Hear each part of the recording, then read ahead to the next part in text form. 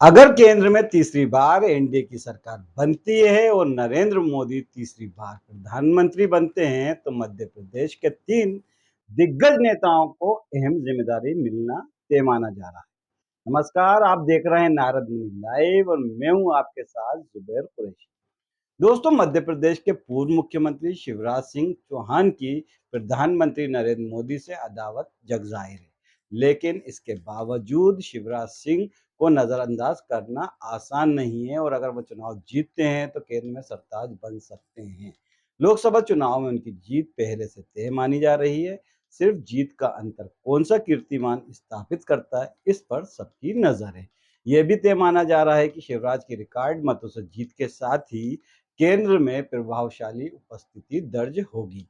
शिवराज के अलावा वीडी शर्मा और सिंधिया को भी कभी कद और ज्यादा बढ़ सकता है। देखिए इसी पर नारद मुनि की ये रिपोर्ट।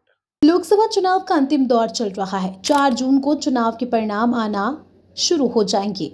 किसके दावे में कितना दम था और किस उम्मीदवार की किस्मत खुलेगी, ये भी पता चल जाएगा। अब अगर केंद्र में तीसरी बार एनडीए की सरकार बनती है तो मध्य प्रदेश के पूर्व मुख्यमंत्री शिवराज सिंह चौहान और बीजेपी प्रदेश अध्यक्ष वीडी शर्मा को भी केंद्र में महत्वपूर्ण जिम्मेदारी मिलना तय माना जा रहा है।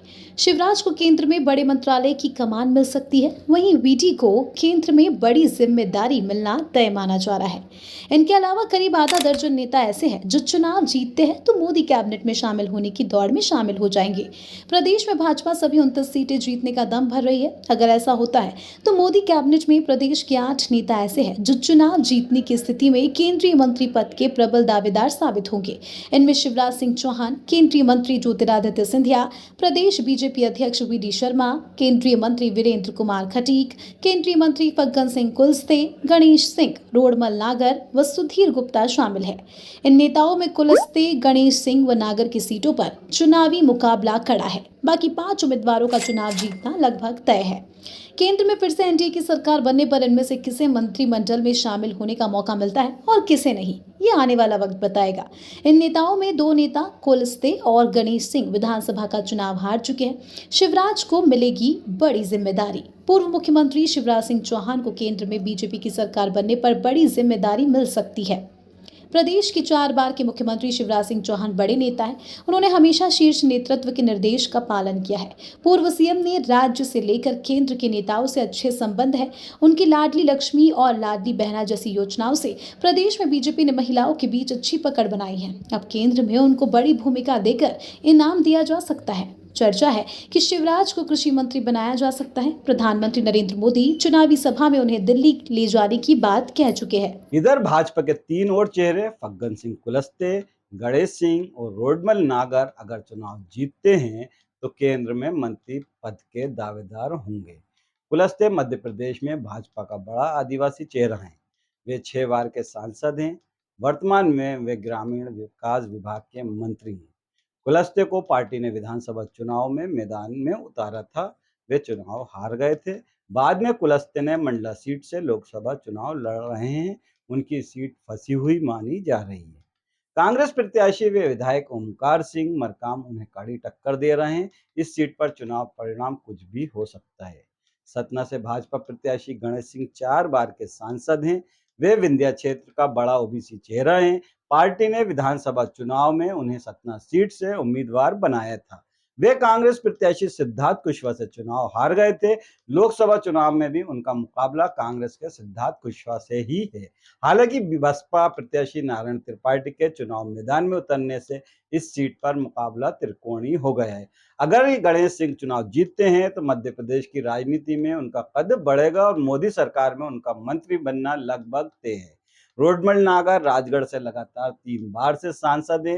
भाजपा ने चौथी बार उन पर दांव खेला है।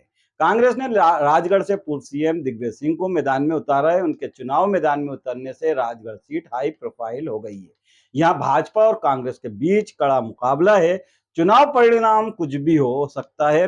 अगर नागर चुनाव जीतते हैं तो वे केंद्र सरकार में मंत्री पद के दावेदार हो जाएंगे। मोदी कैबिनेट में मंत्री बनने के लिए वीरेंद्र खटीक और सुधीर गुप्ता भी दावेदार है। टीकमगढ़ से बीजेपी प्रत्याशी वीरेंद्र खटीक 7 बार के सांसद है। वे प्रदेश में बीजेपी का अनुसूचित जाति का बड़ा चेहरा है। खटीक मोदी सरकार में सामाजिक न्याय मंत्रालय का पदभार संभाल रहे हैं। खटीक का मुकाबला कांग्रेस के पंकज अहिरवार से है। चुनाव में उनकी जीत लगभग तय है। मोदी सरकार बनने पर उन्हें फिर से मंत्री बनाने का मौका मिल सकता है। मंदसौर से बीजेपी ने तीसरी बार सुधीर गुप्ता पर दाव खेला है। गुप्ता का मुकाबला कांग्रेस के दिलीप सिंह गुर्जर से है। इस सीट पर बीजेपी का पलड़ा भारी है। चुनाव जीतने पर मालवा अंचल से गुप्ता मंत्री पद के दावेदार होंगे। वहीं प्रदेश बीजेपी अध्यक्ष खजुराहो सीट से चुनावी मैदान में है। ये उनका दूसरा चुनाव है। पिछला चुनाव वे खजुराहो से करीब 5 लाख मतों से जीते थे। इस बार सपा प्रत्याशी द्वारा नाम वापस लेने के कारण इन सीटों पर शर्मा के लिए वॉकओवर जैसी स्थिति है। केंद्र में बीजेपी सरकार बनने पर शर्मा का मंत्री बनना लगभग तय है। बीजेपी प्रदेश अध्यक्ष वी डी शर्मा का प्रदेश की कमान मिलने के बाद से पार्टी लगातार बेहतर प्रदर्शन कर रही है और विधानसभा चुनाव में करीब 18 साल से सत्ता पर काबिज भाजपा ने बड़ी जीत दर्ज की। इसका श्रेय भाजपा के मजबूत संगठन को जाता है।